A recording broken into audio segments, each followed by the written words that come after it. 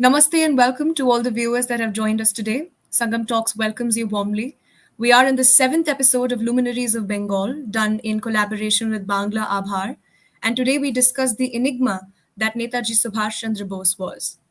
Netaji Subhash Chandra Bose passed the Indian Civil Service exam in 1920, but in April 1921, after hearing the nationalist turmoil in India, he resigned his candidacy. He joined the International Congress in the year 1921. After learning the futility of the non-violent movement, he left to make what we know as the Azad Hind Fauj in 1943. It wasn't just a radical militia, it was the very cause of the freedom we enjoy. B.R. Ambedkar had predicted this. During his interview with CNN back in the time, he advised all to wait for the then UK PM Clement Attlee to retire and write his memoir, where he himself will mention the sole reason for deciding upon India's independence. Lo and behold, he did give all credit to the INA and the waves it had made among the ripples of those who still sought dominion status. Today, in this talk, we will discuss in length a mysterious monk from the early 1950s to 1985 in different areas of Uttar Pradesh. The politics of evidence examination, as seen in the Mukherjee Commission, handwriting analysis and DNA tests. Who were the monk's associates and connections? Why were they high ranking military officials, ministers, and bureaucrats? What camaraderie did he enjoy with Golwalkar and other Hindu organizations? And the stories of Netaji's marriage and alleged offspring. Overall, did Netaji assume another camouflage? To elucidate these facets, we have a venerable panel, starting with Joydeep Maharaj, who was born in Lübeck, Germany in 1962, but he grew up in Kolkata, which is known as the cultural capital of India. During his years in the university as student of English literature, he developed a passion for theatre. He found a job in a bank and tried to settle down in a so-called normal family life, but fatigue had set in.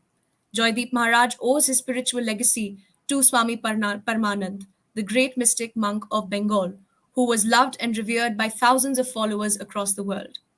His untimely demise in 1999 at the age of 45 left a void, and Joydeep Maharaj gradually transformed from being a seeker and writer to a spiritual teacher. Today, at 61, Joydeep Maharaj is a popular motivator feared by religious establishments, but loved and respected by the youth for his openness, vivacity, and dynamism. We also have Professor Kapil Kumar. Kapilji is a senior fellow at the Nehru Museum and Library, New Delhi. He is also the chief historian of 4 museums at the Red Fort and former director, Center for Freedom Struggle and Diaspora Studies, IGNOU. He has been engaged in studying the role of Netaji and INA in India's freedom struggle from 1945 through 1947, or after his disappearance, in the past years. He has uncovered almost 40,000 papers from the National Archives that had been conveniently brushed under the carpet. Above all, he is a determined nationalist dedicated to unearthing the suppressed realities of Hindustani history. His recent effort, being a book published in Hindi, Netaji Azad Hind Sarkar aur Fauj, Bhrantiyon se Yatharth ki Or, is a marvel to be read. Our moderator today will be Sanghamitra Chaudhary ji. She is a filmmaker and writer with several full-length feature films and docu-features under her belt. Sain Bari and Sadesh Khali, a docu-feature produced by Bangla Abhar, received the Indian Panorama Award 2021 from the Ministry of Information and Broadcasting. Sanghamitra ji is also a social worker, General Secretary of Bangla Abhar, and the Festival Director of the Bengal International Film Festival. I welcome the venerable panel and thank them for their presence. Namaskar. I'm Sanghamitra Chaudhary from Bengal. Let me first thank Ojasvi and Sangam Talks on behalf of Bangla Abar for conducting such brilliant seminars for last 6 weeks, and today is the 7th episode. Let me introduce Bangla Abar in a few lines. Bangla Abar is a social organization which works on culture and heritage of Bengal. We are in the process of bringing back the lost heritage which Bengal possessed. We have organized an award-winning program during the Durga Puja festivals last year, under Azadika Amrit Mahotsav and various programs on Legions of Bengal and a film festival titled Bengal International Film Festival. Now, coming back to our subject. Today's subject, as narrated by Ojaswi, is Netaji Subhash Chandra Bose, aptly called Netaji, the leader. Yes, we consider him as a leader. Netaji, a son of a soil, was born at Cuttack, Odisha. He is a concoction of liberalism and extremism when it comes to freedom fight to release our motherland from the clutches of British Raj. His life was full of mystery, and we are here to highlight on the issues of his fight, his vision, and enigma that still leaves its footprint when it comes to the history of freedom movement and will remain forever. कदम कदम बढ़ाए जा खुशी का गीत गाए जा ये जिंदगी है काम की तो काम पे लुटाए जा. Yes, that was his philosophy and has been loved, followed, and appreciated by the youth of India, to be precisely the nationalist youths of India. We have our esteemed speakers today, Professor Kapil Kumar, who will enlighten us on pre-1945 phase of Netaji's work, freedom movement, and the Great Escape. And the latter part will be heard from Jaideep Maharaj. What happened to Netaji after his disappearance? I request Professor Kumar to take over the mic. Thank you. Thank you very much. In fact, I like to go up to 47. But before going to 47, uh, I want to highlight two, three things. One is, I, you know, looked at the literature of 4547 at depth. The newspapers, the poetry, the write-ups, the intelligence reports, Congress attributes and all that. And first thing I like to say is that we have had too much of this कि दे दी हमें आजादी बिना खड़क बिना ढाल, which is a humiliation and insult not only to Netaji and INA or the revolutionaries of the naval uprising, but to all those revolutionaries who sacrificed their lives for the country fighting the British. If I am one, I'd like to ban that song in this country being fakely provided to the youth. Now, other thing is that many aspects of Netaji were intentionally suppressed. I'll give you some examples. Even today in our history books, we read who was given Victoria Cross, who was given Iron Cross, but not a single mention of a name of the 93 warriors of INA. I have discovered till now 93, the number may be more.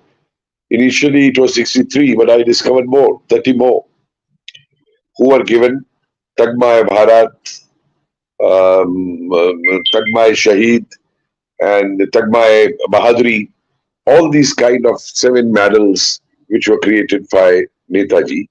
And I discovered the heroic deeds of 66 out of them for which they were awarded. But they are yet to find a place in our history books or even in other aspects in that regard. Secondly, the attempts made on Netaji's life. Right in 1941, when he was traveling, when the MI5 instructed its agents in Cairo and Istanbul that he should be assassinated, he should be killed. The attempts made on his life in Rangoon, 2 attempts. They too are intentionally hidden in our history books. Azad Hind Dal, which he created. Only one line mentions that he created Azad Hind Dal, but no one goes on to the reasons, his philosophy, why he made the Azad Hind Dal, a parallel bureaucracy to run the independent India, which is away, which are not brown saabs like were carried out by Nehru by after 47, and we have today also in this country, but nationalist bureaucrats who serve the people, who do not rule over the people.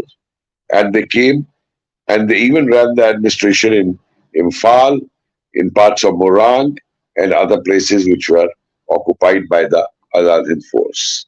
That also needs to be highlighted. Even the battles. You see, the irony is that all the battle records from the British side, they have not been declassified.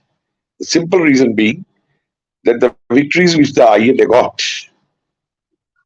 the British wanted to hide them totally. Um you'll recall that the surrender of the British Indian Army in Singapore, more than 80,000 men, was the biggest surrender in Second World War, biggest blow to the British. And out of that blow came the other blow, that 44,000 from among them joined the Azad Hind Fauj. And had these facts been out to the country at that time, in 42, 43 itself, the situation would have been very different. But these, their own humiliations, the British never point out. There's another aspect, that the massacres which the British carried during this period. You are in Bengal, you all know the Neelganj story. I think Neelganj was a bigger massacre than Jallianwala Bagh. That in one night on 15th September, in 6 hours, you killed something like 1700 INA braves listed as blacks, and then you remove all the evidences from there, doing over there. Another fact which was hidden, and our Congress leaders didn't put a word on that. So they were trying to champion the cause of INA for their electoral gains at that time, but they did it. The massacre at Lake Cascade near Switzerland, we are, which Captain Yadav mentioned in his book when he wrote the INA history, that where those of the Indian Legion, their INA in Europe, were moving towards Russia. Then they were surrounded, they surrendered, they were put up in a picture hall without food, without water for 2 days, and all of them were shot dead there, about 765. These massacres also no one cares. No one knows the name of Jyoti Tamsu, a young girl from the Nimaspur Hills, who, knowing that the Rani Yasi Regiment has been made, collected 50 of our friends, and all these girls started marching towards Manipur to join the INA, who were surrounded by the British, and all 51 of them were shot during that period over there. There are many such instances.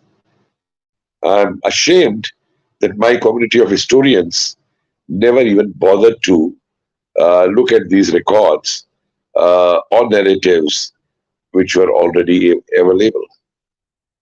Then someone put up another false thing. I don't know from where it emerged, that Rani Yasi Regiment never fought.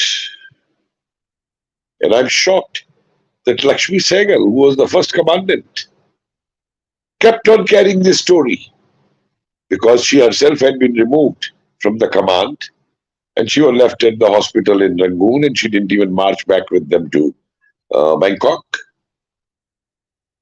Three evidences I have found, two from the books of General Shahnawaz, where he mentions that how the Rani Jhansi Regiment once for 8 hours kept the British troops at a bay by their fire till the help appeared from the back. And second thing he mentions is that for 6 hours the Ranis fought with their guns with the paratroopers.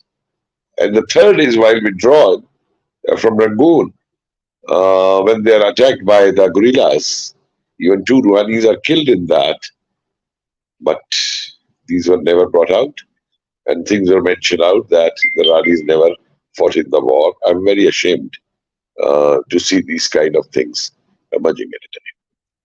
Now, looking at Netaji, today I said, I was in the Republic TV before coming here, and they were celebrating G20. I said, don't forget, it was Netaji who gave the call, Delhi Chalo. And today, the whole world is saying, Delhi Chalo. I said, don't forget that when Azad Hind Sarkar was formed, Azad Hind Fauj was formed, the kind of predictions Netaji made, what kind of India we want to have, a strong India in the world, where no one can lift their eyes towards us, and that is what has happened today, that we have emerged as a strong nation in the world. So we should not forget Netaji's whole concept, his vision in relation to international affairs. I get shocked when people say that Nehru had a very good understanding of international affairs. Well, I don't want to comment on that because what we face even today from China or in other aspects is all the legacy given to us of this great, who was termed as the visionary of foreign relations in the country, ignoring the others in that sense. Now, there are many aspects related to these. Unfortunately, even from A.M. Sahai's book, Netaji's 1 month at the Arakan front was removed when the book was being published. I'm told some intelligence officers went, his grandson tells me, and took away those papers which were related to Netaji's presence in the border. Name me a single political leader in the world who was a political leader and who became a commander-in-chief and a prime minister, and holding those positions, led his forces into the war, walking with them, eating with them, encouraging them. Name a leader to be like that. What boasted. There are many firsts of Bose. If I start counting, once I started counting, I think I went up to 22. The first to raise a women's regiment, first to talk of the Azad Hind Dal, as I said, the first to raise Bal Sena, and many other firsts are there like that. If you look at Netaji's warning to the Muslim youth, his Rangoon speech of September 1944, where he said that, what will you gain if Jinnah gives you Pakistan? What kind of a Pakistan that will be? I wish someone shows that speech or makes it listen to the youth of Pakistan today, what Netaji had predicted about Pakistan, that what Pakistan would be, which Muslim League is making in that regard. His uncompromising attitude. Now this plane crash theory is humbug, totally humbug. I don't know who made Khosla the judge, just like a slave of Nehru family. He did that report. Shahnawaz is interesting. Till 1947, in none of the meetings, Shahnawaz ever said that Netaji was dead. A very crucial meeting was 21st May, 1946, the first get-together of INA officers in Delhi, where Sardar Patel chairs, Shahnawaz gives a welcome address, Sab Sukh Chain Ki Barkha Par Se is sung the national anthem, and then 1 minute silence is kept for Netaji. And mind it, this silence is not kept to pay him homage. This silence is kept that he should be healthy wherever he is. And all these are officers of the Azadid force. Very recently, I came across the book of Ehsan Qadir, in which he's widely quoted, historian is done from Pakistan, in which he mentioned that what Habibur Rahman told the Britishers and what he told the Azadid Fauj officers in Salimgarh were entirely two different versions. In Salimgarh, he says, Habibur Rahman said that he was isolated from Netaji. They were kept in separate wards over there. And when the news came to me that he was dead, I ran towards that ward, but the Japanese didn't allow me. Some injection was given. And for 1 week, I was unconscious. Colonel Habibur Rahman also corroborates this statement.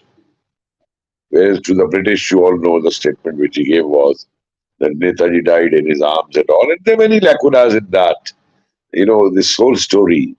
So there's no question of any plane crash or. And people forget the basic thing, Was Netaji a fool that when Japan has surrendered, the Americans move it there any moment? That he'll be flying to Japan and he will agree to fly to Japan. Anyway, leave aside those things. Then on Netaji, why people ask this question? Why didn't he come back? And I very meticulously tried to think on that because you see, historians' job is not to predict or do that. One analyzes evidences. And my conclusion to that is, besides that he's a war criminal declared, which these people deny, but when 6 civilians in Thailand are declared war criminal who had donated to INA, this whole again is a lie that he was not declared a war criminal by them. That is one. But more important to that is something. What did Netaji stood for? Netaji stood for complete independence and a united India.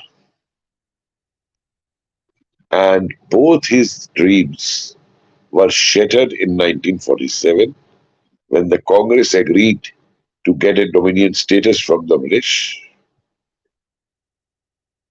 and the country was divided.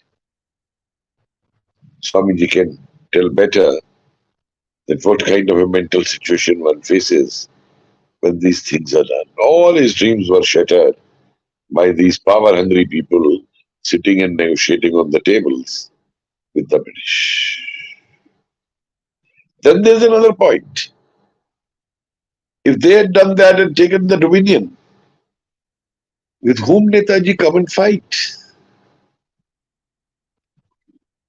Recall that he had got the Japanese stop bombing Calcutta when pictures were shown to him. And he had said that I can't see my Indians killed. So that Indian will come back and fight their own people, Indians. Don't forget that even the worst treatment meted out to him by Gandhi, he didn't take that as personal. So that was another angle. And then the question comes, why didn't he contact his family? Why should he contact his family? The second one. You see, initial we do find evidences that Amiyanath Bose, Sharad Bose, they all said they never believed that he died. But this later family which is there, the turncoats, you have seen Chandra Bose turning coats now, suddenly last 2 years when the Gumnami Baba book came.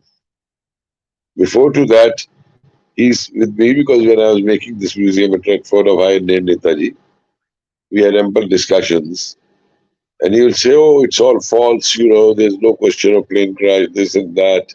And he will tell stories and all. So what happened now? I asked him.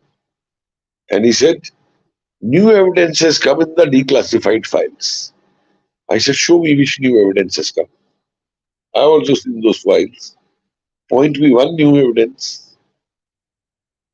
And it is only because the Gumnami Baba story came, so you want to hide that out. So you've changed your sides now, and now you are even demanding the bringing of ashes from Rankoji temple. I don't know whose ashes they are, some animal or something or whatever. I don't know, but in any case, we are confirmed that they are not his ashes, because I'll give you one other instance over here. You all will recall that two suitcases came from Japan as remains of the plane crash, which they say is Netaji's treasure. And a person was sent specially to get those from Japan. Now, in these two suitcases is burnt jewelry. There are some rings, earrings, etc., and some other burnt things, which was given to Nehru. Nehru kept it in Tinmurti house for a month, then got it sealed again, and then it was returned in it, not to be opened, and was put in the vault of Indian National Museum, Delhi, National Museum, Delhi. They're still there. My question is, Nehru had this, who always believed and wanted the people to believe. He didn't believe. He wanted the people to believe that Bose is dead. That why um, didn't he got the chemical examination done of this burnt jewelry, etc., which had come from the plane crash, as claimed? That would have proved that whether the fire is by acid, whether the fire is by petrol, by what the fire is. But that was never done.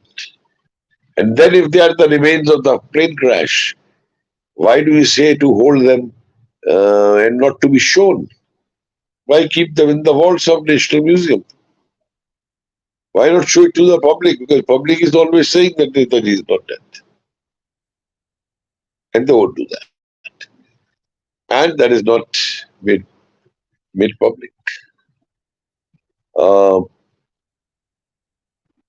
if you come to this Gumnami Baba thing, see, being a researcher, I didn't open my mouth initially because I researched more on that, because I saw all these wonderful evidences provided by Ankur, by Anuj Thar and Chandrachud, and I looked more and more into it.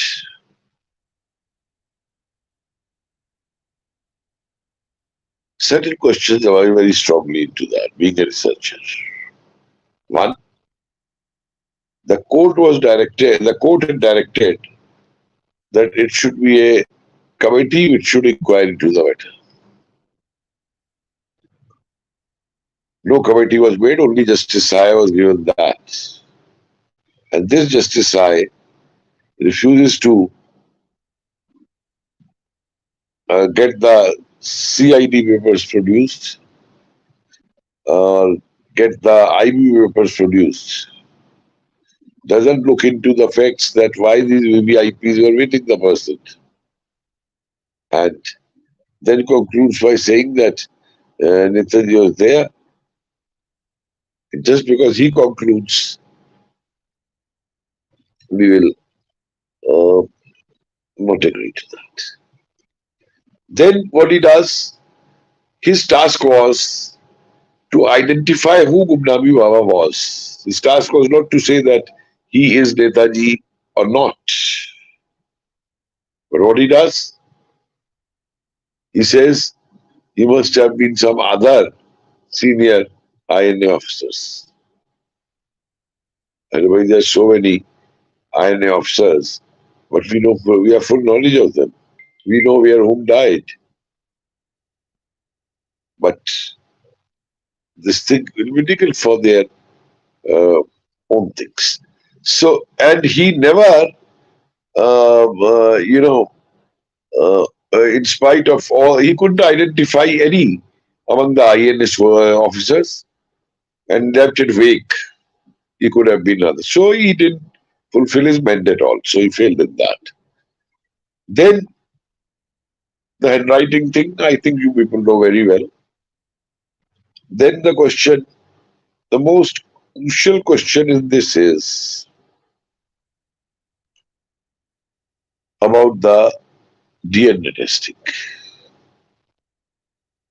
I recall England letters and all that going on, two, three groups on this. And in RTI is being answered that his DNA report can't be shown. It will create problem in the country. And with countries like Pakistan and England. What is in that? That a Gumnami Baba. If he's a Gumnami Baba, then give it his DNA report. First they say that is lost, then they say they can't show it, under that official secret. And then they say that no, it will create a problem in the country. What problem? So this has made me think now. Okay, till today, it is the strongest, read that. Then why didn't he come back home? To whom he should come? What is going on at home at that time now? Where even this family takes another turn, Sister Bose side. Saugat Bose has already declared him dead for long, and like that, many others. So, it was not a surprise that you didn't go to this present generation of your family, which again turned out to be turncoats in this regard. And which again is indicative that why are these people so afraid? I think Netaji's name hounded Nehru till he died, that he may not be alive. Then the kind of, you see, with Netaji, uh,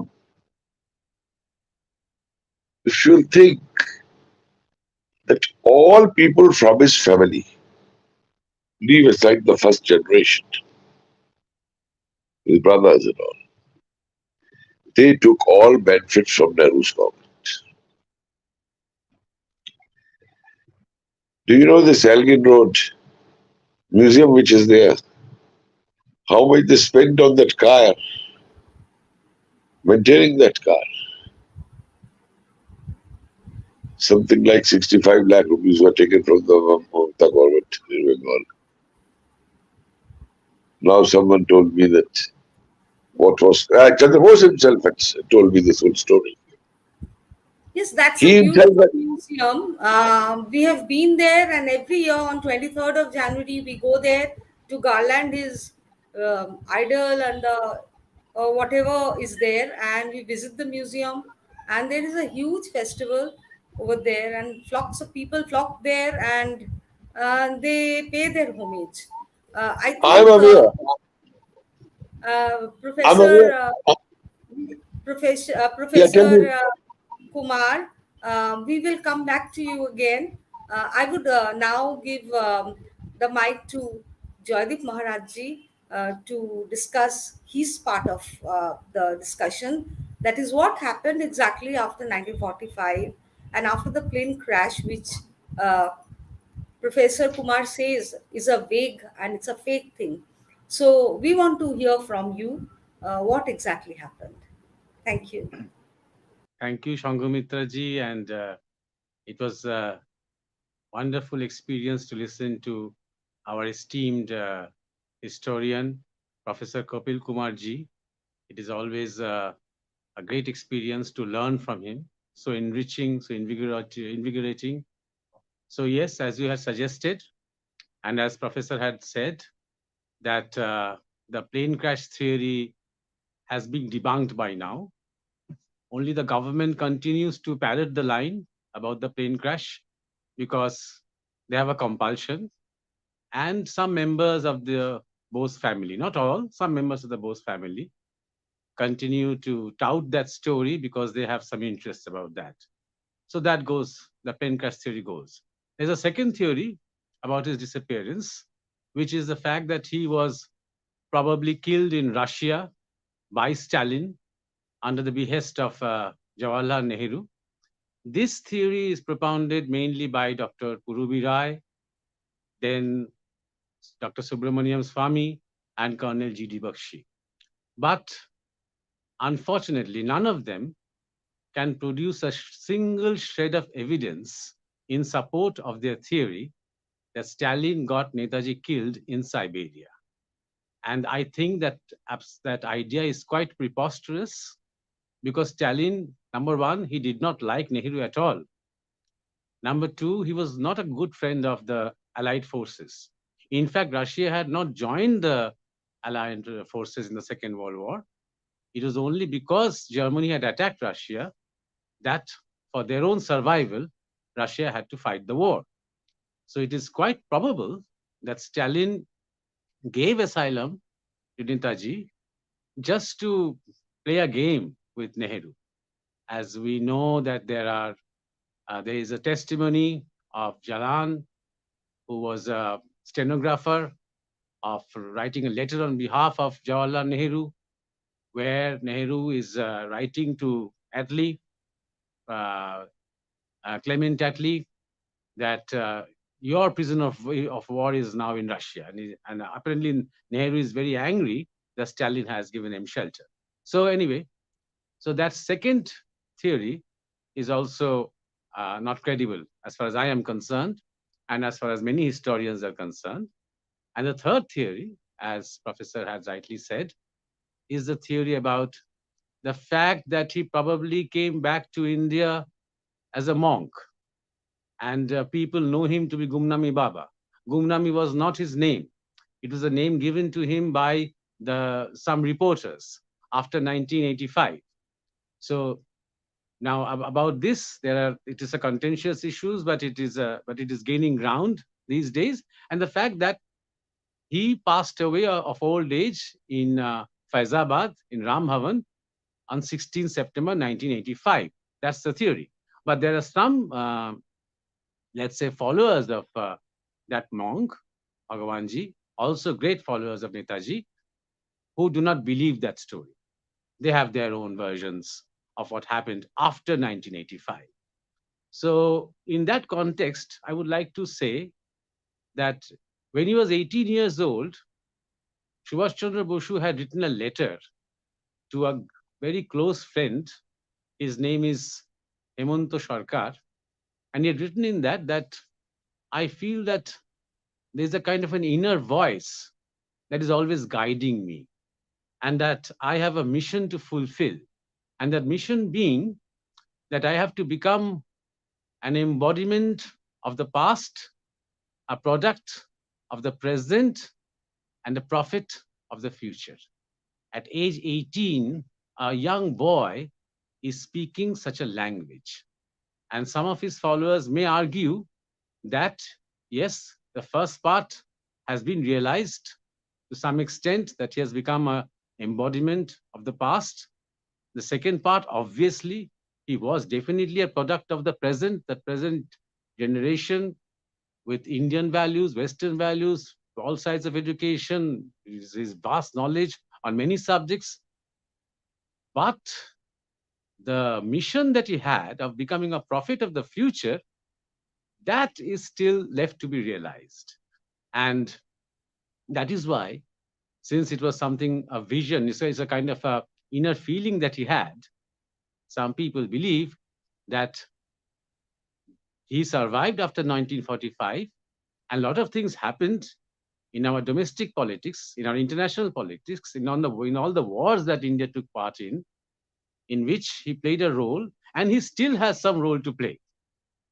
So I will try to just skim through some of the things that he claimed. This monk was known as Bhagavanji to most people, Pardewala Baba to some people, Bengali Baba to other people. So I would like to elucidate on some of the things that he said about some of the great events. Now, people who are not very well versed in the literature around Bhagavanji may find this to be fiction. They find it to be fictitious. But if you take the trouble to try and cross-check his claims with the facts of these events, then some of the details that may come out can be quite astonishing. Number one, Dalai Lama's escape from Tibet to India. Bhagavanji had claimed that he played a great role in that.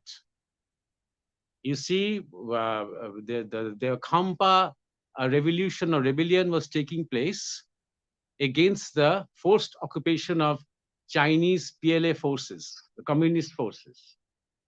So the PLA forces had surrounded the Patala palace where Dalai Lama was there. Their intention was to arrest him.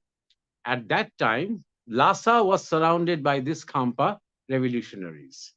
And it was on the behest of this commander, who was known as General Death to some, as it was kind of a code name, or General Shiva.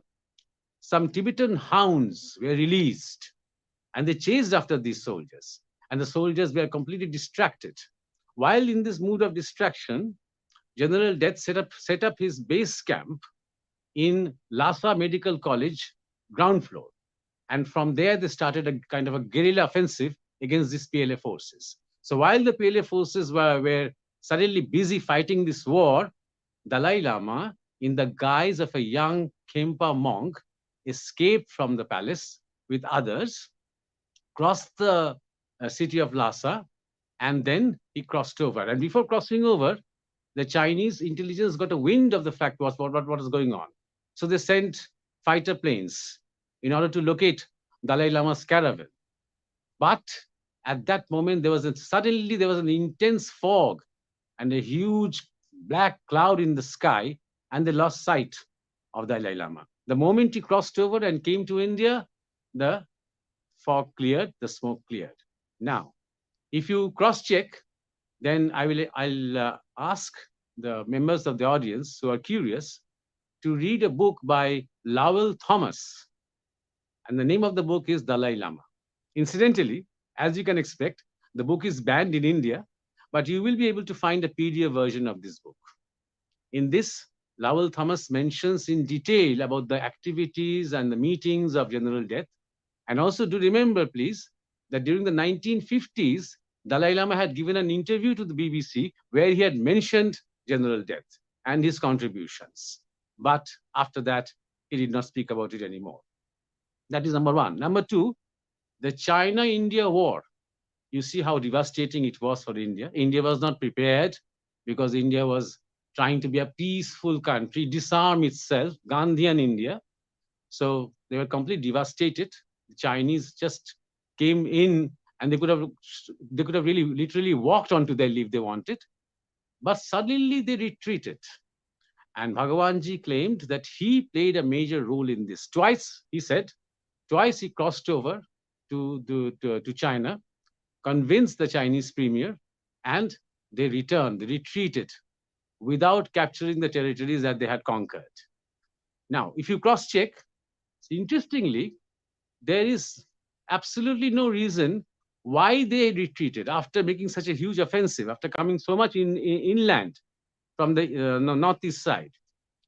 Number two, when they retreated, when they went back and crossed our border, then they released all the captured Indian soldiers unconditionally. Plus, they gave back all the guns and the arms that they had captured from our soldiers. Not only they gave them, they oiled them, they cleaned them, they numbered them, they packed them in clean cloths and laid it on the border for the soldiers of India to pick up. You see? So, and this you can clarify if you know some military person who is associated with military intelligence, Indian military intelligence, he will tell you all these details. All these details are on at least on military records. Another interesting thing is that China then approached our government and a conciliatory, unilaterally, a conciliatory proposal. If India had taken that proposal seriously, then China would have lost a lot of power or clout in the communist world. And the only tagline of that offer was just one line on a piece of paper: I want to come back.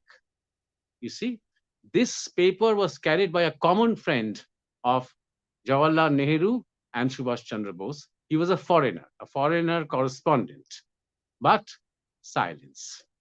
Sometime later, another message came, same line: I want to come back. Silence. Nehru passed away. Lal Bahadur Shastri became Prime Minister. Again, a similar message came. Again, silence from the Indian government. So that was the Sino-India conflict, which ended abruptly. China retreated. There, Bhagavanji claimed that he had a big role to play, and we can sort of cross-check and see the similarities. Number 3, the 1965-66, mostly 65, war with Pakistan over Kashmir. Pakistan attacked India, thinking that India would be easy prey.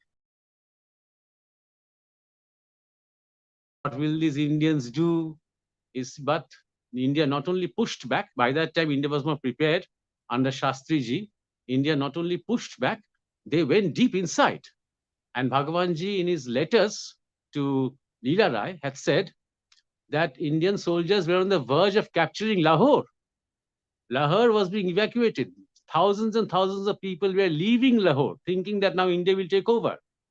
At that time, ceasefire was announced, and people came back to line of control before the war.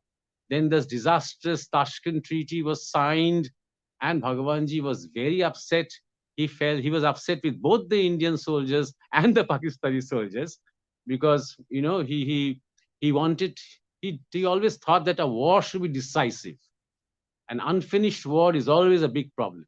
A war should be decisive. And he was very disappointed. This Sandhurst policy of the British, that he called this kind of war strategy of conciliation and peace and all that nonsense. So that was 1965-66 war. Then from 1966 onwards, in fact from 65 onwards, he has been urging Pavitra Mohan Roy. Pavitra Mohan Roy was a very trusted devotee of him as Bhagavanji, but as when he was Netaji, Pavitra Mohan Roy was the chief of the secret services of the Indian National Army, INA. Kapil Kumar ji will know more about it. So he was instructing Pavitra Mohan Roy that build up a Mukti Bahini in Bangladesh, in East Pakistan, as soon as possible, train them with modern warfare, because in the coming few years, there is a big upheaval coming. And a lot of slaughtering of Hindus will take place, and millions of Hindus will cross the border and come to India. A bad time is awaiting you. So he was talking about Mukti Bahini in 1965, from 1965 to right down to 71. So that 1971 war is another war where Bhagavanji, and by all military records, it seems obvious that he played a big role in that war. And it was a clinical war. In fact, if you see the history of wars in the 20th century, except for the 2 world wars, that was one war in the whole century where one party had to surrender completely and admit defeat.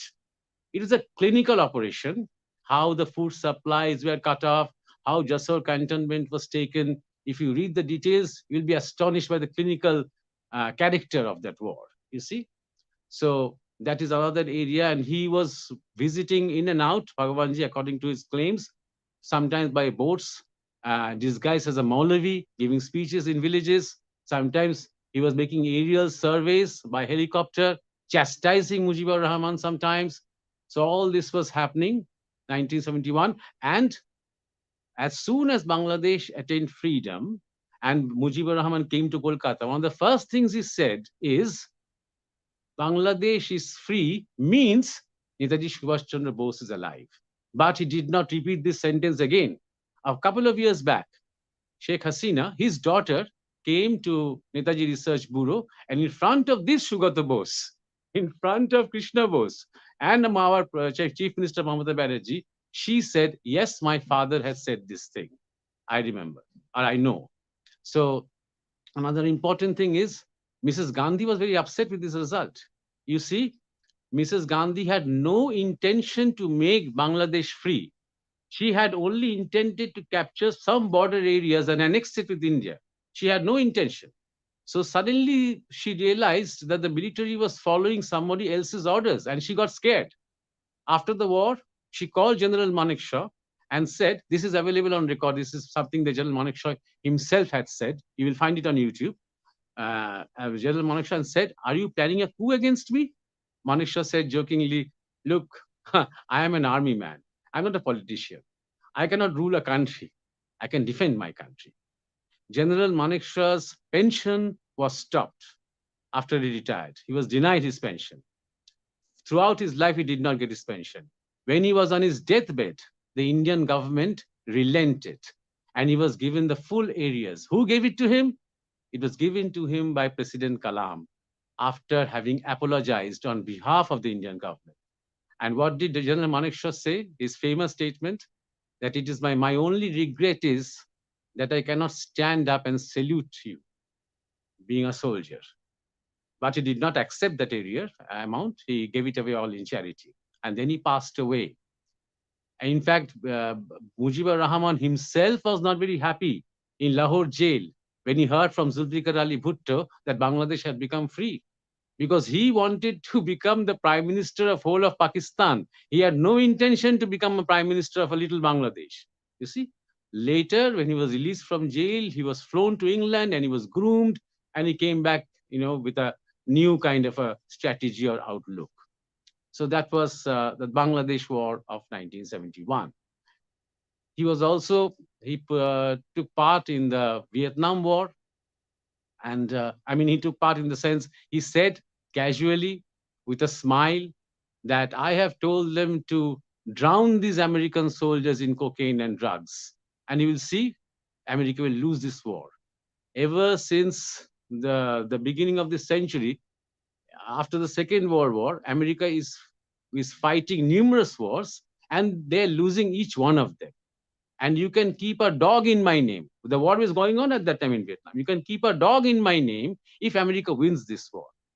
So America, of course, lost the war in Vietnam. And later it came out from a CIA secret report, which was classified later, that 51% of the American soldiers were drugged, were completely, cracked in cocaine.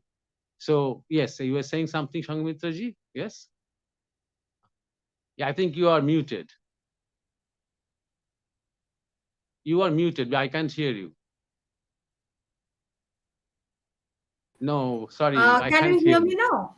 Yes, I can hear you. There are some questions lined up because there are please, I want to finish my point. You see, I just have a few sentences left. Okay. So as I was saying that when he said that I want to become a prophet of the future, these are some of the things that he claimed. And if you cross-check them with the actual facts, then very interestingly, you will be shocked and astonished by the similarities of what he claimed and what had actually happened. Incidentally, after the war of Bangladesh, all the documents related to the Bangladesh war were destroyed in Fort William, Kolkata, by Mrs. Gandhi. All this proves something, that the Indian government was scared of someone or something, you see. Now, another point that I would like to mention, I think it is very important before we take questions from others, is the fact that just last year in Kolkata, one of our own very important BJP leaders was saying that why should he become a Baba? Things like that. Why should he become a Baba? Why should somebody like Netaji Subhash Chandra Bose become a Baba? Baba is benign, passive. He does puja. He does rituals. He gives satsang. Why that is incomprehensible that somebody like Subhash Chandra Bose can become a Baba. So I had to tell him, retort to him, your own chief minister of Uttar Pradesh is a Baba and is quite feared and well respected. Is a monk, you see. So this idea that a monk cannot be politically involved, that a monk cannot be nationalistic, is something that either they do not believe in it, they are constantly giving this kind of a narrative for the people to digest and get this idea. Yes, Netaji cannot be a monk, or is something that they just stupid. They don't understand what being a monk is. Subhash Chandra Bose was a follower of Swami Vivekananda. What kind of a monk Vivekananda was, they had no idea.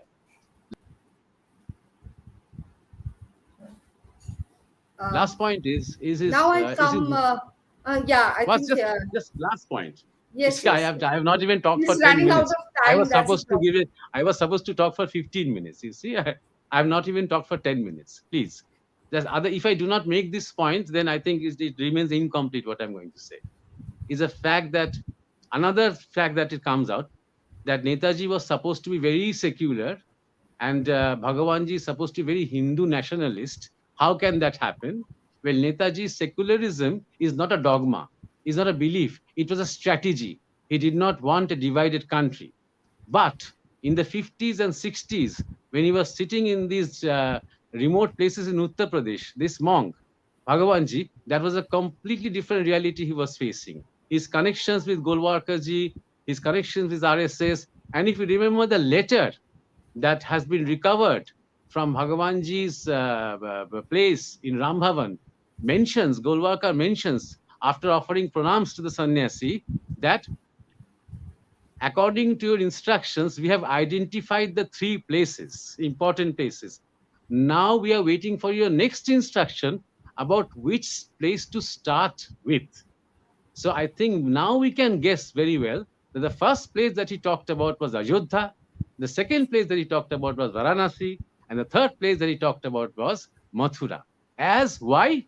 Not because of a religious fundamentalism, to create a counter to the narrative of secularism. There was absolutely no counter to that.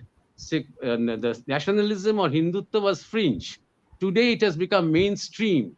That is a great contribution of this monk, at least, even if you admit him to be Netaji or not. And that is where his prophetic vision is coming into focus. His last intention, last dream was to create the Akhand Bharat and for Bengal to rise and give leadership to the Akhand Bharat. That is the dream that is waiting to be realized. That's all. Now you can ask the questions. This question is for Professor Kumar. Shankar Kumar Chatterjee writes, Justice Sahai is not sure who Gumnami Baba was, but he is sure he is not Netaji. What would you say? Now tell me the basis for that. They are hiding his DNA report. The DNA what is that electro-hologram of a Gumnami Baba who dies in Faizabad? How that DNA making public will affect the national interest or be a security threat to this country? Why don't they do it? What about the handwriting aspects? The way the government person has done and the way now this American has done, or the you give a, when you give a writing report, you have to give whether yes or no. You have to give it, prove it by those examples. Did they do that? Why didn't Sahay brought out the IB reports, the CID reports to a Baba there whose senior people are going, and even the IB people will stop some people, they don't come again. Why did Sahay get those reports? All these things. And if he is not Subhash Bose, fine. Your job was to ascertain who is he. Can a person in independent India be not identified? Who the person is? You have his DNA, you have his fingerprints. Why not? So this is ridiculous to put Sai in this category. saying that Sai said that he is not Netaji, but your task was to identify who the man is. Your job was not to say he is not Netaji. You simply say that, okay, fine, I can't identify who the person is. Exactly. Exactly. With what basis you say that he is not Netaji? And you see all these evidences, the way they have ignored. Swamiji discussed of Pavitra Mohan Roy. See, Pavitra Mohan Roy was a very senior intelligence officer of Netaji. And an intelligence officer is no fool that he will accept someone as Netaji. Yes, And next, we come to the next question. This is for Joydeep Maharaj. The Sino-Indian conflict is an unfinished war, Maharaj. How we handle that now in light of Netaji's vision? Well, it is something, it is a very speculative question. The fact is that the role of Netaji, why was Netaji so much admired across Asia, was he was not only known as a freedom fighter of India, he was known as the liberator of Asia. It was actually a big plan of Netaji to free the Asian civilization from this imperialist Europeans. You see, so Netaji was always had some admiration for China because of its old culture and its old links with India, and also with Japan, and also with all the Asian countries. So I think both India and China should realize that we are in it together. You see, we are in it together. China is very much nationalistic, though by name it is communist. And China is the big brother of Asia. It makes all these incursions and all these things. Of course, we know that. But at the same time, China appreciates the fact that India and China have a very long and historical and a cultural relationship. And we should ground our relationship based on that. We should trust each other more than we trust the Americans and the Europeans and others. I think that Thank for you, Maharaj. Netaji's vision. Yes. Yes. This was a question from Joy Sen. There is another question. Uh, Hitler, Stalin, and some other leaders used to have look-alikes or dummies for safety. Could Bhagwanji be a dummy as well? Yes, that was one of the Either very of you can common. answer. This is a very Uh, interesting question. yes, that was a very common strategy of the Second World War. As you have rightly said, that all these people had dummies.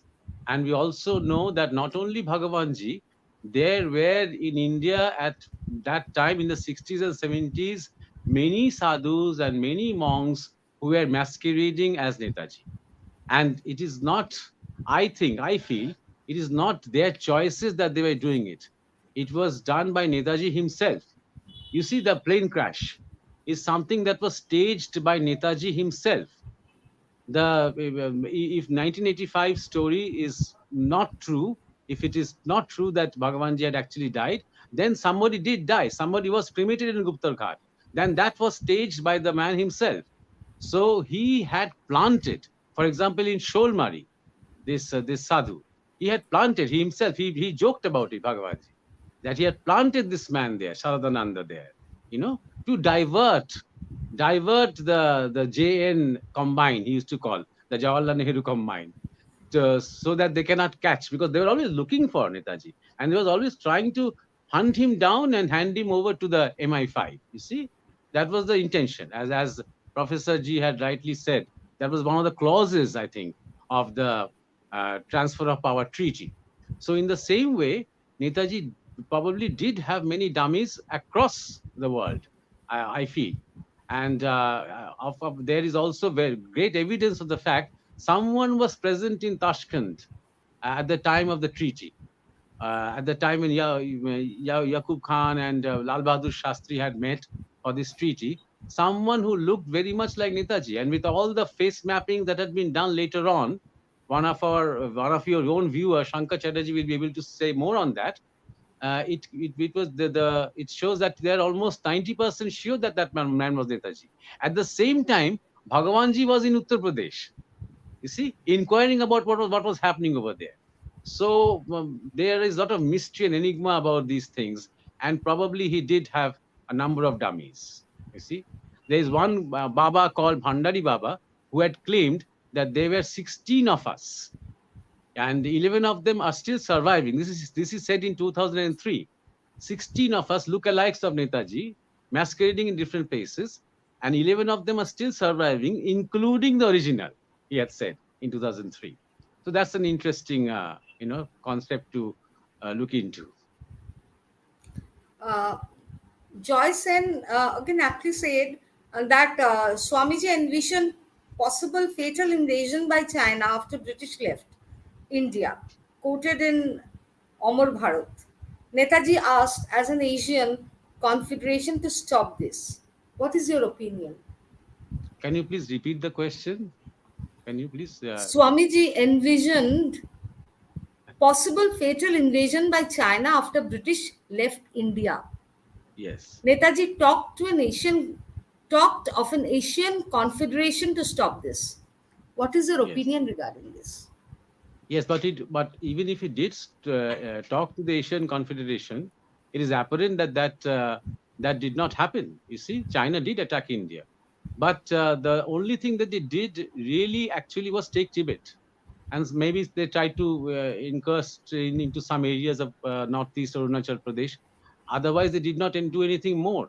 As I had told you before, that they could have done much more harm to India. They could have taken large areas of India, which they did not. And so what Swamiji has said is true. And China was actually provoked by Nehru's audacity, by his arrogance. You see, Nehru was absolutely so overconfident that his troops will demolish the Chinese forces.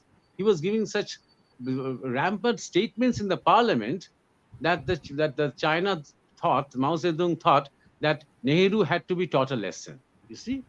So I think that was more important than the fact that China actually attacked India for any political gains. But their only gain that they looked for was Tibet. And my Guruji used to tell us that they took Tibet under the behest of Netaji, because otherwise Tibet would have become a base camp of the Americans. Netaji felt now that India is weak, Tibet is also weak. Tibet was not free to be, Tibet was not strong enough to be free at that time. So under China, it's safer and better for Asia than Tibet under the Americans. So that is what my Guruji had told me. Somebody wants to know, Professor Kumar, if he can answer. They want to know more about the escape, how he escaped and what happened exactly on his way through the Himalayas and Afghanistan, and how he went out of the country. Somebody wants to know more about this. Please unmute. Please unmute.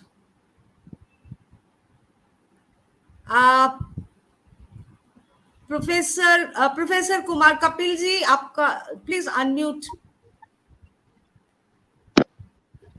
Yes. I am unmuted. Now we can hear you. Yeah. You see, I have not studied this escape from Siberia and all which is said, but I have studied very carefully his movement from Saigon. And I am very clear that he left Saigon by submarine. If you look at Colonel Dr. Ramchandra Rao's testimony before the Khosla Commission, his doctor, termed as black, first kept at Jigar Kacha, and from Jigar Kacha sent to Multan, who was released from Multan in 48 January, who comes to India. He is arrested by the Indian government. The charges are he stolen a bicycle, kept without trial in Andhra and Cuttack jails, and when he comes before the Khosla Commission to give his evidence, he is in shackles and hatkadi or bedi dono. And where he narrates the story that how the plane had taken off. After 10 minutes, the plane landed back. Netaji came out. I was scolded what I was doing there. Then he stayed with Netaji for 4 days, and then he left by submarine. You have in your Bengal the case of that Inspector Sanyal, who was murdered when he said that he was a guard at the PO's camp in Singapore on the Japanese. And the Japanese had told him that all this story is false of plane crash. Most Netaji had gone by, what you call that,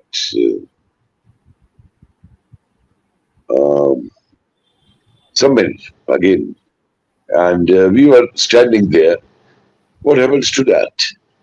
What happens to Chitamasu, who declares in Moscow that he has found evidences on Netaji, which he'll be disclosing at a press conference in Calcutta, but he dies on his way in the train coming from Delhi? Are these coincidences? And you see, I have come to one conclusion now, that there is a mafia in this country who looted the Ayodhya treasures, and that mafia is not prepared to see that this mystery of Netaji is solved. Rather, they want to propagate that thing that this plane crash death thing is the correct thing, which is not. And this mafia, we are trying to. I have experienced this mafia a little bit while making this museum in Red Fort on Netaji, and also making him enjoy this. One thing I'll tell you. Uh, what happened to Rao, we never know after that. We put up an RTI in the Cuttack jail. We put up an RTI in the Cuttack jail, and they say that the records have been lost in cyclone. Well, everything related to Netaji is lost.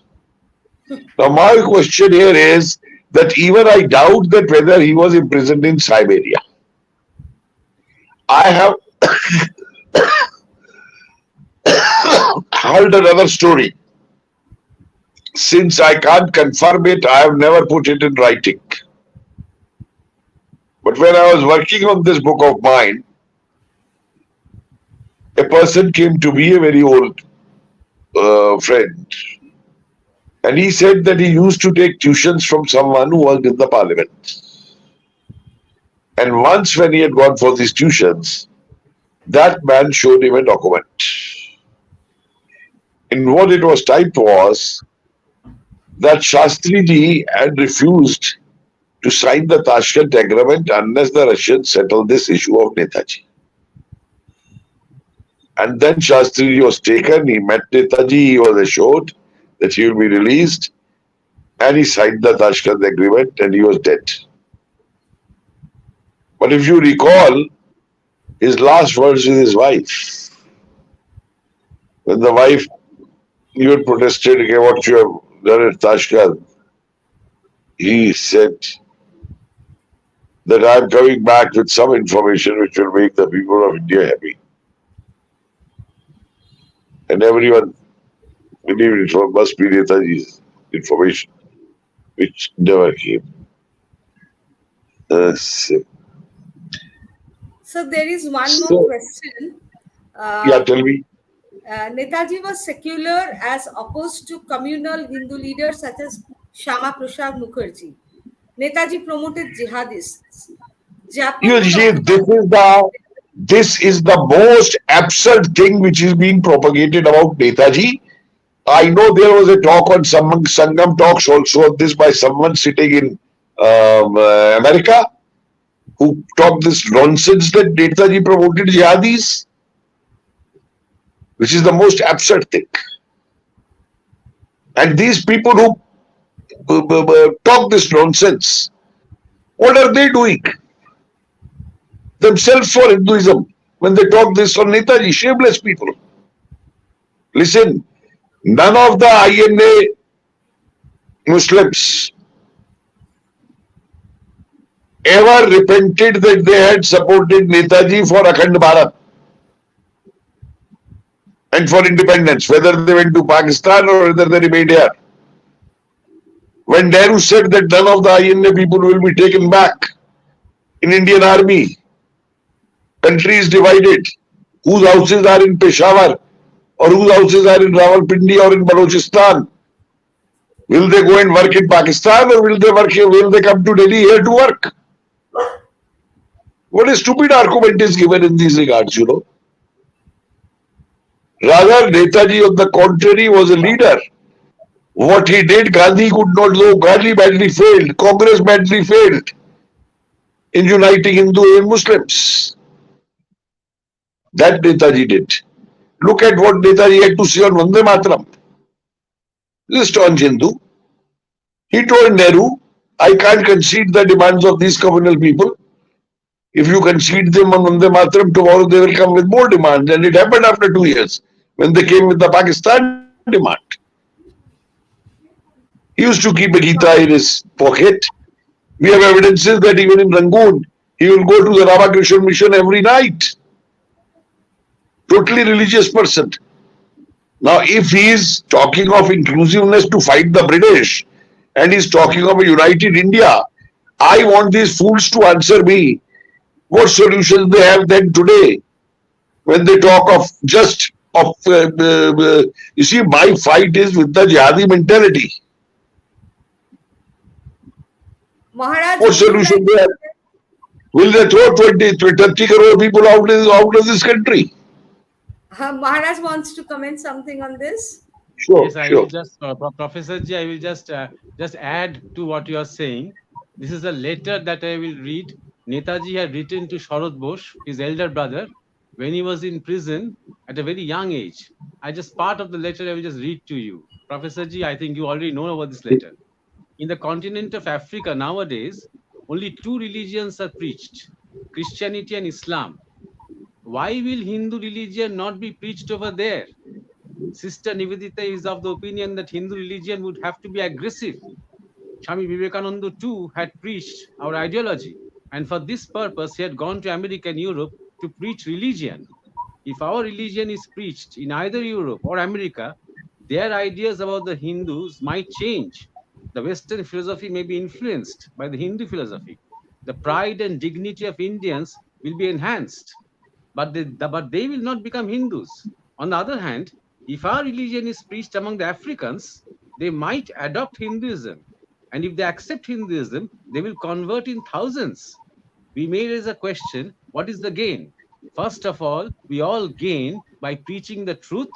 Secondly, by adopting Hindu religion and by gaining the light of civilization, the uncivilized or the half-civilized Africans will become civilized. Thirdly, by becoming aggressive, the Hindu religion will become stronger and they will be forced to shred off some of their own dogmas and superstitions as a consequence of preaching in other countries. India's position in the world will become higher. If among the Africans, 20 million become Hindus, surely the influence of Hindu race and India will be quite significant in Africa. If India has to become a world power, the preaching of Hindu religion will be very beneficial. Leaving aside the Islamic countries, only India has spread civilization and religion all over Asia. Why should not they do that in Africa? Due to racial conflicts, Africans will not want to convert to Christianity in future. By becoming Christians, people usually become enemies of their own race and adopt the culture of other races. For this reason, in the absence of other religions, Africans will be forced to convert to Islam. Adopting Islam will help them to develop. They will not be overwhelmed by other cultures, and yet they will become stronger and more organized. But by converting to the Hindu religion, how much progress can happen to other cultures? Is this not an interesting subject to experiment with? This he wrote in 1926 when he was 29 years old, 5th May, from the prison to his brother, Sharad Bose. So this is an example, you think, of a man who loves jihadis? So I just wanted to add No, I see. No, this is whole absurd thing. And I'll tell you this Chandra Bose now these days. He's talking of Netaji's inclusiveness. I told Chandra Bose, I said there were no jihadis in Netaji's time. There was no Ghazwa Hind at that time. There were no terrorists at that time. So you can't have those inclusive policies in the same model even in today's context. Professor, one question. What are the proofs and disproofs of his marriage? Very interesting question. Let me tell you one thing. The first story which appeared was in Varanasi from a paper owned by a congressman and a Nehru's chum that Netaji has a 9-year-old son. And then this story was debunked. Then after a year and a half appears the girl that came. I regard that whole story as a defamed thing to defame Netaji. I'll tell you something. Netaji left India. He left his family in Calcutta to fight for the freedom of motherland. He did not leave his family to make a family in Europe. Please. Thank you. Thank you. One last question for Maharaj, because we are almost about to end. What was the role of Habibur Rahman and Shahnawaz Khan after 1945, post 1945? Look, before 1945, Shahnawaz Khan's role is quite disputed as well, you see, because there were some informers in INA, and it is believed that Shahnawaz Khan was one of them. As Professor Ji had also mentioned the name of Lakshmi Saigal. All these people are the darlings of war heroes. They are considered to be the great heroes. But they worked against Netaji even while they were in the INA. And this is something that Netaji knew about. In fact, he had said sometimes that I had to walk into somebody else's shoes. He was talking about the formation of the INA. You see, as for then Shahnawaz's record, we all know he sort of made a turnabout. He said he does not believe in the violent methods of Netaji. Now he had converted to the non-violence of Gandhiji and became a very close confidant of Jawaharlal Nehru. And then he started representing Congress, and he became minister till the last days of his life, even during Indira Gandhi's time. I think also Morarji Desai's time, he was a cabinet minister. So he became basically turned into a congressman. This much about Shahnawaz. May I add something here? Yes. May I add something here? Yes. You see, I would differentiate their roles in some way or the other. You see, till 1947, Shahnawaz never believed that Netaji died in the plane crash. Okay. And in every speech he said that. So is Habibur Rahman. Habibur Rahman was doing what he had been ordered to tell. Yes. It is very clear, and there are some evidences now coming from his family that he always said that I did what I was told by my leader. He remained loyal in that sense. But Shahnawaz, not only Shahnawaz, you see another very interesting thing happened during this period, that all those whom Nehru feared could influence the INA soldiers. He either gave them some soaps or sent them out of country. If you look at it, A.M. Sai is sent out of the country. A.C. Chatterjee is sent out. Colonel Mahmood is sent out. Abid Hassan is sent out. And so are many others. I don't have all the names right now with me. Because he doesn't want the Azad Fauj to regroup in any way. So Nehru has been playing that game. And none of them were incorporated into the Indian army. In fact, no. Forget that, Swamiji, they were not declared freedom fighters by Nehru. Exactly. And till all those 73. people, in fact, who went to Pakistan, all the INA soldiers, they got very high positions in the Pakistan army. So they No, got they are very also, no, no, sorry, they are also, I'll tell you something very interesting. Some very interesting documents have come up. A person like Ehsan Kadir, he refused to sign that he had done some mistake by joining the INA and Bose. So he got a job in civil defense. He never got it back in the army. But Kiani and Habibur Rahman and all, they got back in the army. And giving them the role back in the army in 47 was a very interesting reason in Pakistan. Because the British never them wanted back in Pakistan army also. And at that time the commands were virtually the same. It was just a name that one is commanding there. Both were British on both sides. It turned out that when they had to send the Pakistani army into Kashmir, and they can't send officially the Pakistan army. So there a suggestion was made, use the INA. Yes, Habibur took part in Kashmir invention. Uh, yes. Habibur in Kashmir.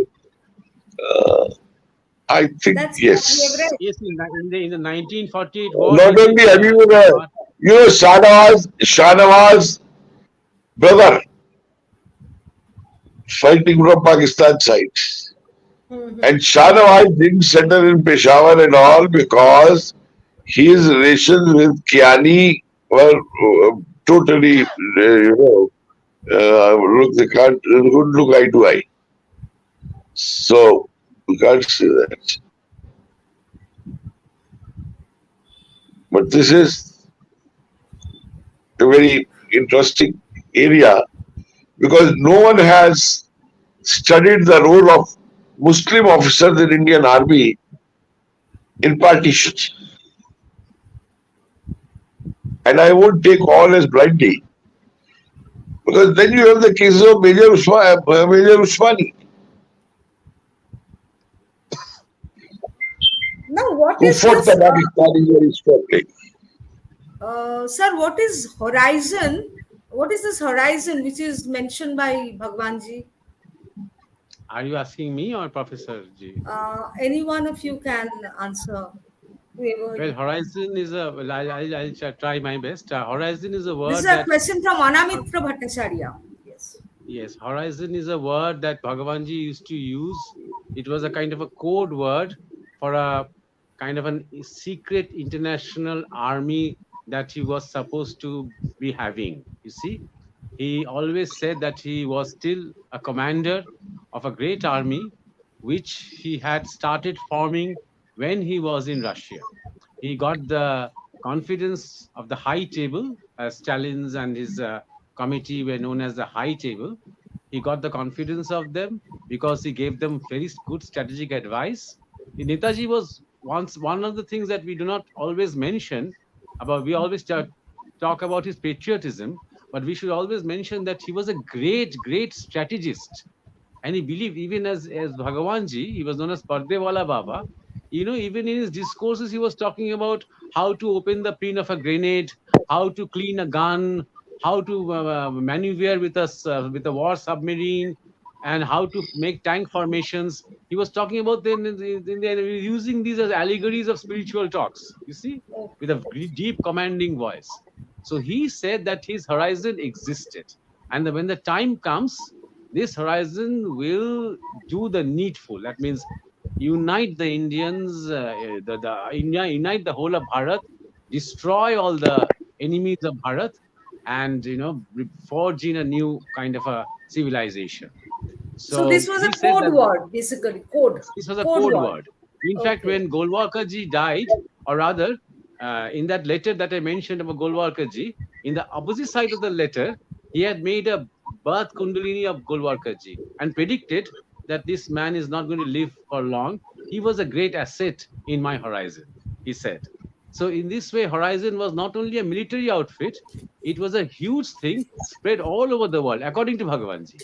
even in Indian administrative services, even in the Indian political system, in the administrative services and the scientific communities of other countries, there were people who represented him as part of the horizon, according to him. When the time comes, they will, burst and they will come forth and they will make in a usher in a new world. In a very briefly, that is what horizon. At least that is what I felt horizon was. So thank you so much. I think we should wrap up today. We've been listening to. Just one second. You had asked one question, I didn't complete it. But this whole marriage story is a hoax. This Anita Bose Pfaff in England, in UK, etc., Germany, and in India, she is Anita Bose Pfaff. Her certificate are nameless. You will find this in the books by Dr. So don't believe in this whole story. I challenged her very strongly very recently when she tried to blackmail the government when the statue was to be installed. She wanted the Indian Prime Minister to give in writing that the ashes will be brought from the temple and put it on social media. And I gave her back saying, we have no evidence, your certificates are wrong. And you see, tell me, even Gestapo, which used to keep a close eye on Netaji, Japanese,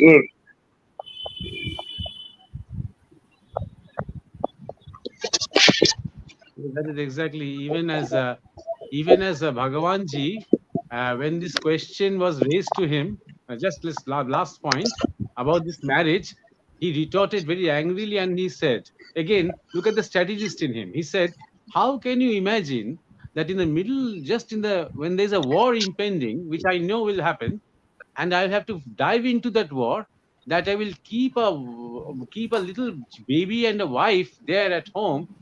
I mean, they can anytime use them to blackmail me, to capture me, to target me. Absolutely, How absolutely. can you expect a person like Netaji to be so foolish? So again, That is Swamiji, there's that is another very. aspect. Yeah. See, there's another aspect. He was in India in 1938, 39, 40. Okay. And if the marriage has taken place in 37, he didn't mention even to his mother, Exactly. even to son Bose. And then these people talk foolish, you see. No, this is And baseless. Absolutely baseless. This. you see, Dr. Pal's book has a lot of, in that evidences that he worked very hard on that, spending his own money. It's called Netaji's Marriage History in English. And it's in Gujarati also. I think it's there. So it's come out in Hindi. I have written a forward of that, and I would not have written a forward of a book unless there is some substance in it. And I find now that there is no substance in Netaji's story. Is all Nehru's efforts to defame him. In fact, Nehru remained haunted by his name till his death. Yes, sir. This is actually a never-ending subject. Netaji is vast. Netaji is huge, and we would like to bring him back once again, maybe later. Today, we would like to wrap up. I want to thank Ojaswi and the entire team of Sangam Talks. I want to thank Professor Kapil Kumar. I want to thank Joydeep Maharaj. I want to thank Kanchan Banerjee and Hoymunti Banerjee, the president of Bangla Abar, and the dream of Kanchan Banerjee. This Bangla Abar has growing. It's growing up every day, and we are having wonderful programs all over the world, especially in Kolkata, and this kind of seminars, which are really encouraging. And we are actually organizing the next episode, which is the eighth one, on Shama Prasad Mukherjee next Sunday, which is 17th of September, and we will be back. Want all of you to be here. Thank you, all the listeners who were with us all along, and thank you once again for participating, Joydeep ji and Kapil ji. Thank you so much. Namaste. Good night.